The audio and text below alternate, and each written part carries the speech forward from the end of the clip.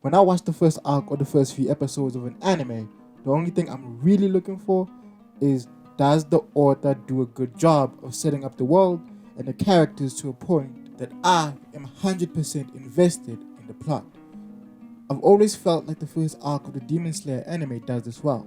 So in this video, I'll explore all the decisions that Koyoharu took in order to build the world of Demon Slayer.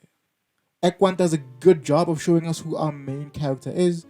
Through his interactions with the world, we see that he is a loving older brother who puts his family first. Everybody trusts his opinion, so he must be some kind of honest kid. 猫の匂いがする。ほらあら、猫なの？俺じゃないって言っただろ And the people around him care deeply for him, with the old man offering him shelter when it gets too late to travel home. I love this. In just a few minutes of Demon Slayer, you understand who Tanjiro is. And as he interacts with the rest of the world, clues are dropped about the time they live in and the issues that plague it. Through his conversations with the old man in episode 1, we know that in this world exist demons and demon slayers, and they are on opposite ends of their goals. Demons want to eat people, and demon slayers want to stop that. However, Tanjiro is a boy who sells coal, so in the beginning, there is no reason for him to get involved in this war. So in order to get him into the fight, the Order kills off his family and turns his sister into a demon.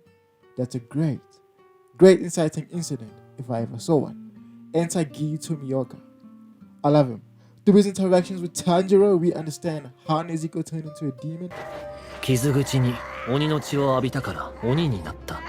and we expose Tanjiro's flaws. He lacks resolve and combat ability. Also, he just looks cool. Chill and calm demeanor, but deep down, he has empathy for Tanjiro and understands his pain. Even has the foresight to see the potential in Tanjiro's combat ability and sends him to a trainer in order to become a demon slayer. By the way, the whole throwing the hatchet in the air scene, fantastic. This kid is a beast. I'm absolutely in love. In one episode, we established the rules of this world, the protagonist's goal, and the weakness he must overcome in order to achieve his goal. Act 2. In just the first few minutes of the second episode, we bump into a demon. And I might be reaching here, but I feel like this is a great plot device that helps us understand the gravity of what we're up against. Demons are stronger, faster, and can heal. Normal weapons just don't work. Also, can we speak about Nezuko's resolve here? She sees blood and a chance to eat humans, and she doesn't. Absolutely beautiful. And speaking of resolve, we get an example of what Giyu meant when he said Tanjiro's resolve is soft as fuck. He can't kill a demon and he's slow to make decisions. Enter Uroko Daki. How cool is this mask? And look at the drip of this man. Come on, Oaks. Like, we get a cool fight scene and all, but ultimately this helps us understand why Tanjiro needs to train so much. He's up against strong supernatural forces.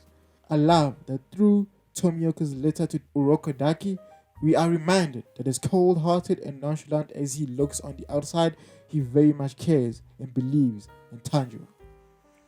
As Tanjiro trains, we get some cool introduction into who the Demon Slayers are, and oh yeah, Tomioka's one of the top guys. Like, come on, gets in as if I needed another reason to like this guy.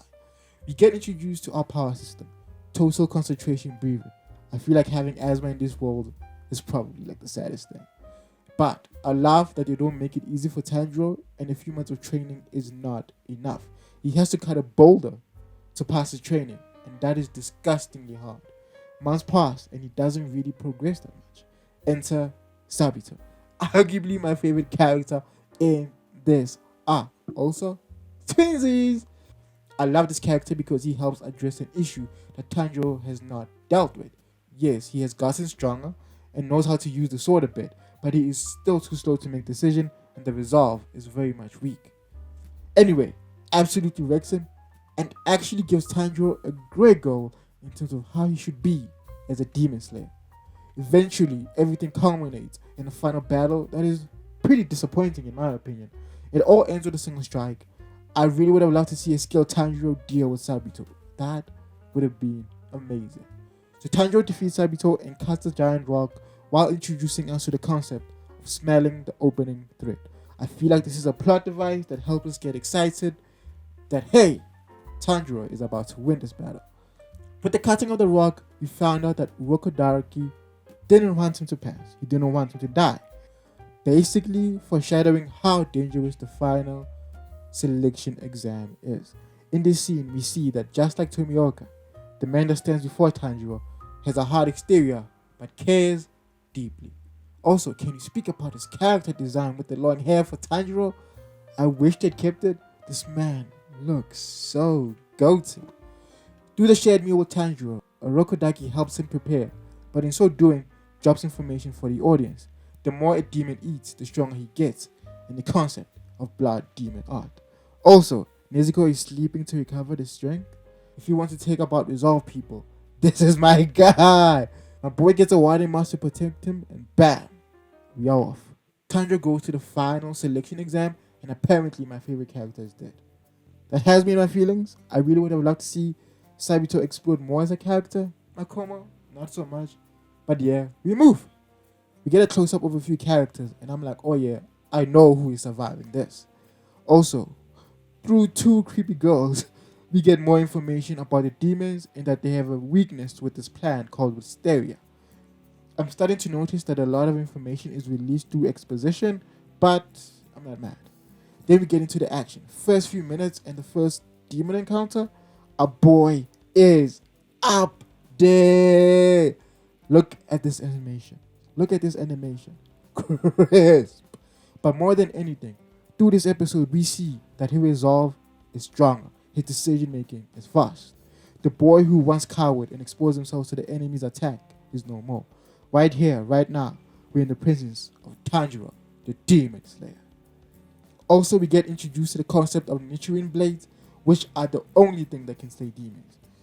Which really gives us hope. With a blade, Wisteria, and total concentration breathing, you stand a chance against the overwhelming strength of demons. As the story progresses, Tanjiro realizes he has to find another way to save his sister. The reality that demons have way too much bloodlust to help him hits him like a ton of bricks, echoing the words Giyu said in the first episode. Demons don't care enough to help you. The big boss shows up, and also, this kid, absolute, I don't even want to talk about it. At the very least, through this battle, we understand why Urokodaki was so against him going to the final selection. The giant hand demon has been eating all his students because Urokodaki is the one who put him there. So Sabito and Makomo's deaths are explained, and we have closure on that. But it makes me wonder how Giyu survived the hand demon during his final selection, or maybe he did it before. Timelines look shaky to me. Also, Tanjiro has a connection to the dead. Confirm, it literally works like a spidey sense. Like, okay. I love it though. We see that as skilled as he may have become against the powerful demons, he still has a long way to go, and he still has a shot at dying. However, as the man who cut the biggest rock of all, the demon's defense ain't shit, and Tanjiro wins, and thus concludes his character arc, from weak kid with no resolve to a capable, strong demon slayer, even though he still has a thing about caring for people, including demons. Pure kid, man. Pure kid. Cool thing though, one of those scrolls pretty much tells us that the yellow-haired kid is named Zenitsu, so we know who are we going to be rolling with soon or later. Also, we get the demon's flashback story, and personally, I'm like, F that. Anyway, only 4 kids survive? Okay, 5? Because the big shot of the Demon Slayer says 5 kids survive. I thought Netflix was weird with the subs, but nah, the man said it. During this, we see just how high the mortality rate of the Demon Slayers are.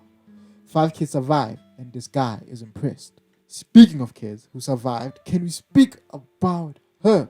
Everybody looks dirty, injured, traumatized, and she's clean, calm, like she didn't go do what everybody else did. Clearly, she's a beast. A big red altercation's helping with this guy over here, but Tanjiro sorts him out. Another Tanjiro is really a lovable guy moment. From his return, him getting his sword and receiving his first mission, and some foreshadowing from Urokodaki, we have set up the world of Demon Slayer miraculously. At the end, they've done a solid job of telling us the plot, who the main character is, what are his motivations, and the antagonist force he must overcome to do this. And you know, with the power system of the world, a great way to introduce an anime. Thank you for watching.